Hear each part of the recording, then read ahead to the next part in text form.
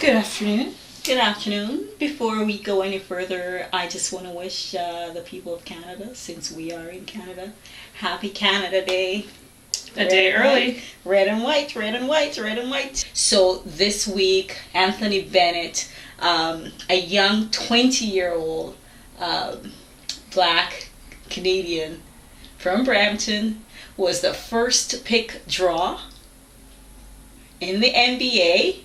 And the Cavaliers picked him up. Whoa, and that's pretty awesome. He made history. The Prime Minister tweeted about it. So it's, I just had so much pride in that moment. And it's great to think about our young Black men in something, charting something new and making history. And it's just a great thing. Welcome to A. Smith Publishing. This week we will be talking about...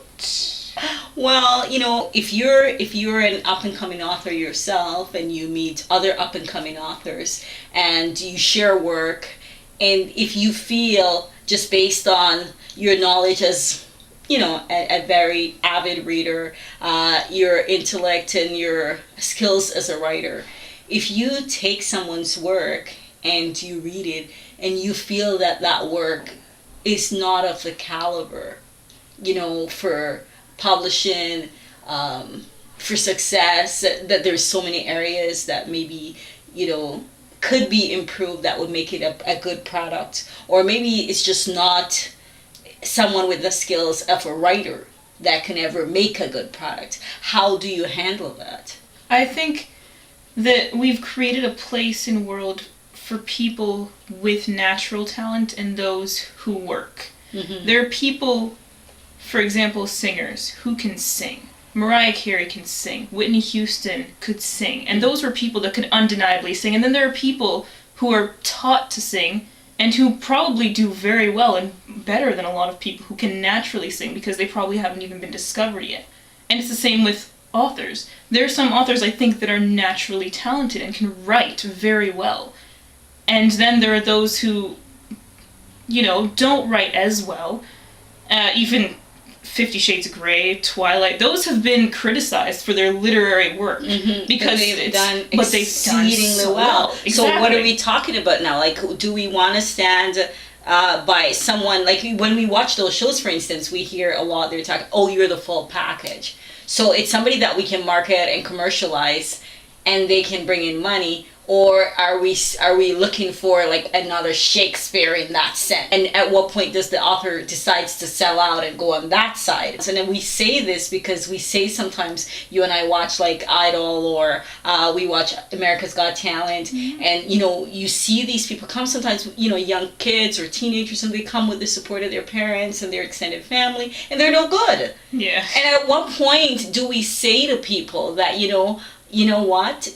This is not for you. I mean, for people that I care about, people that are close to me, I will always tell them those things. Because I feel it's as though it's my duty. But to the general population, like I said, we've created a place in this world for people of that nature. There are people who are avid readers who hate Shakespeare. Yeah. Who hate Mark Twain and Charles Dickens because the way that they wrote doesn't appeal to them. They love the Twilights and the 50 Shades of Grey. And there's not necessarily anything wrong with that. It's just a different caliber of people, and we have a place for them in this world now. And is there then a compromise? In order to get people to read, we just let them read anything?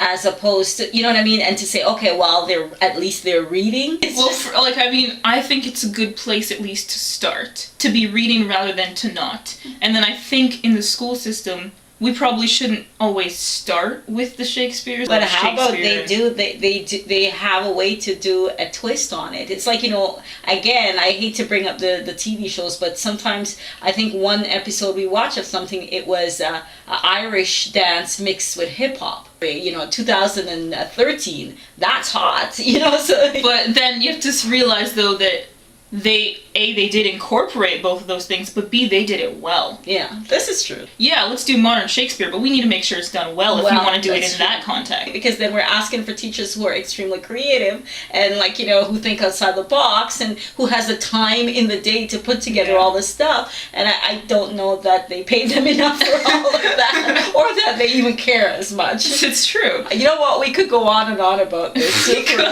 a day.